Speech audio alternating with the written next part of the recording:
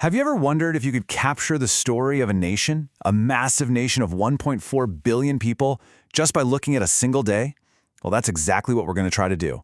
We're zeroing in on one 24-hour period, November 18th, 2025, to see what its news, its data, and its stories can tell us about modern India.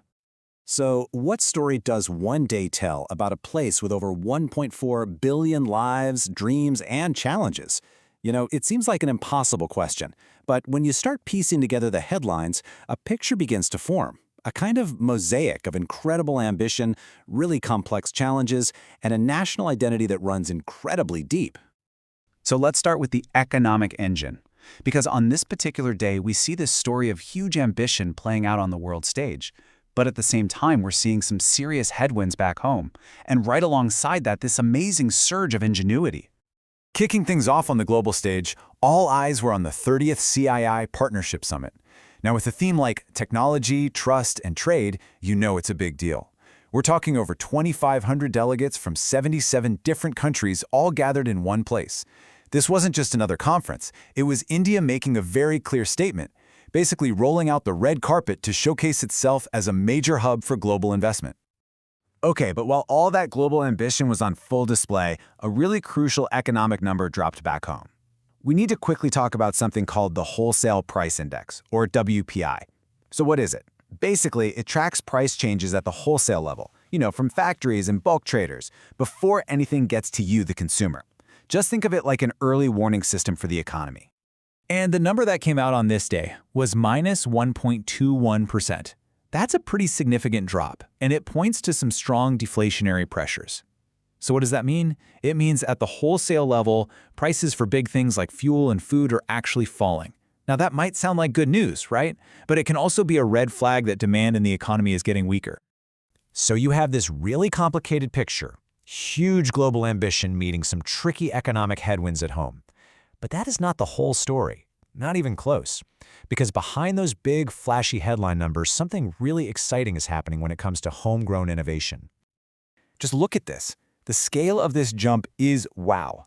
India has absolutely skyrocketed up the Global Innovation Index rankings, going from 81st place all the way up to 38th. I mean, this isn't just a small step up, it's a massive leap that tells you there's a fundamental shift happening in the country's whole innovation ecosystem. And here's the engine driving that jump. India is now the world's 6th largest filer of patents. But what's really amazing about this, the key takeaway, is that more than half of those patent applications are now coming from people living right there in India. This shows that the power of innovation isn't just being imported, it's being born and bred at home. And this incredible surge in local innovation connects perfectly to our next theme, India's global footprint. It's about how the nation is seen by the rest of the world and how it interacts on that global stage. It's a story of both perception and prestige. So, one way to measure global mobility is just how powerful a country's passport is. In the latest Henley Passport Index for 2025, India comes in at 85th. And just to give you some context, the top spot is held by Singapore, whose passport gets you into 193 countries without needing a visa beforehand. But look, global prestige isn't just about visa agreements and diplomatic handshakes. There's another kind of recognition out there, one that's based not on your diplomatic reach, but on your commitment to environmental excellence. And on that front, there was some very, very big news for India. Let's talk about something called the Blue Flag. This is not some little participation trophy. It's one of the most respected and sought-after international eco-labels a beach can get. And to earn it, a beach has to pass 33 incredibly strict criteria. We're talking everything from absolutely pristine water quality to top-notch safety to environmental education programs. It's a huge deal to get one. And on this day, the news broke that Odisha's Puri Golden Beach had won this award for the 7th consecutive time. The 7th. And the state Sunapura Beach also got the Blue Flag label. That is a massive statement about a real national commitment to sustainable tourism and meeting world-class environmental standards.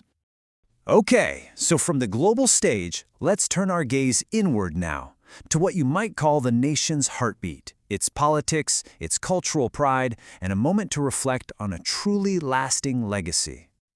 The big political headline of the day was the final result from the Bihar Assembly elections, and it was a landslide. The ruling National Democratic Alliance, the NDA, secured a massive majority, winning 202 out of 243 seats. That's not just a win, it's a decisive political mandate from the voters in the state. So, what was the secret sauce? How did they pull off such a big win? Well, Prime Minister Narendra Modi pointed to what he called the MY formula. And this wasn't about old political math. It was a new equation. M for Mahila, which means women, and Y for Yuva, or youth. He credited this strategic focus on women and young people for completely reshaping the state's political map. Now, moving from the heat of modern politics, our snapshot of the day shifts to a moment of deep cultural reverence. The nation was taking a moment to honor a pivotal figure from its past, a leader known respectfully as Dharti Abba, which translates to Father of the Earth. This powerful title belongs to the revered tribal freedom fighter Birsa Munda. Just a few days earlier, on November 15th, India had celebrated Janjatiya Gaurav Divas, or Tribal Pride Day. This year was particularly special, though, because it marked his 150th birth anniversary and was a nationwide celebration of the huge contributions of India's tribal communities.